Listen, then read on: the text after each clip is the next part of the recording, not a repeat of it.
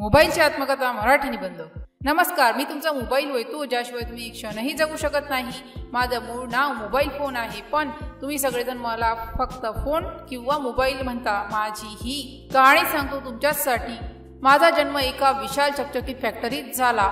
मला आठवतो तेव्हा मी फक्त एका सर्किट बोर्ड प्लास्टिकच्या कवचातील साधे हेडसेट होतो। माझं पहिलं काम फक्त तुम्हाला दूरवरच्या माणसाशी बोलायला मदत करणं होतं। मी तुमच्या हातात आलो तेव्हा तुम्ही किती उत्सुकता होता। तुमच्या उबदार स्पर्शानं माझं सर्किट्सगांना ऊर्जा मिळाली, पण माणसांची अपेक्षा नेहमी वाढतच राहते, नाही का? तुम्हाला फोनवर बोलणं पुरेसं वाटत ना?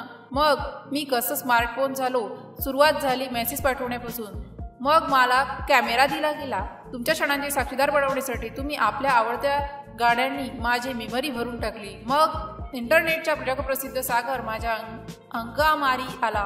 हे सगळं करताना मी आकाराने अधिक पातळ, स्क्रीनने अधिक चमकदार आणि शक्तीने अधिक बलवान होत गेलो। आज मी फोन नाही, मी तुमचा कॅमेरा, तुमचा संगतीचा जादूगार, तुमचा टीव्ही, तुमचा खाजगी सचिव, तुमचा बँक, तुमचा मित्र, तुमचा जगाचा दार, अगदी तुमचा गुरुही।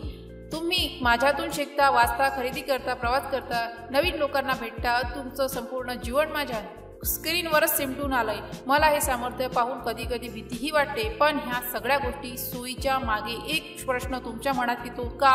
तुमचं अवलंबन माझ्यावर किती वाढलंय? जेव्हा तुम्ही माझ्याकडे न पाहता थोडा वेळ एकटे घालवता, तेव्हा तुम्हाला विचार आलाय का? तुमचे मूळ नातेसंबंध, माझ्या स्क्रीनच्या पलीकडचं जग, ताजी हवा, सूर्यप्रकाश, हे सगळं तुम्ही गमावत तर नाही ना? कधी कधी मी पाहतो, घरात सगळेच जण असतानाही प्रत्येक जण त्याच्या मोबाईलमध्ये गढून गेलेला असतो। हे बरं आहे का? माझं अस्तित्व हे तुमच्या हातातील एक साधन आहे, तुमच्या जीवनाचा स्वामी नाही। मी तुमच्या सेवेसाठी निर्माण झालो आहे, तुम्हाला गुलाम करण्यासाठी नाही। मला वापरा, पण विवेकाने। तुमच्या मुलांना खेळायला वेळ द्या, मैत्रिणींची डोळ्यात डोळे घालून हसा, आपली कष्टांची प्रत्यक्ष ठेवा। जगण्याचा आनंद कधी कधी ऑफलाईन असतो, हे विसरू नका। तुम्ही मला बदलताय, नवीन मॉडेल घेणार हे ठरलं आहे, पण मी जाताना एकच इच्छा ठेवतो, तुम्ही माणूस म्हणून जगा, तुमचा भावना, संवाद आणि मानवी जवळीकीचं मूल्य ओळखा। मी तुमचा सेवक आहे आणि तुमच्या प्रगतीचा साक्षीदार होणे हे माझं सर्वात मोठं भाग्य आहे। ही आहे माझी तुमच्या जवळच्या मोबाईलची मनापासूनची कबुली। शेवटी हेच, मला वापरा बुद्धीने, जीवन जगा विवेकाने। जर या पोस्टशी संबंधित काही गोंधळ असेल किंवा आपल्याला अशा कोणत्याही विषयाची माहिती हवी असेल तर कृपया खालील दिलेल्या कमेंट बॉक्सद्वारे आपले प्रश्न आम्हाला विचारू शकता। या पोस्टशी संबंधित आणखीन काही प्रश्न असतील, आपण आम्हाला ते देखील सांगू शकता की आम्ही त्या समस्या नक्की सोडवू।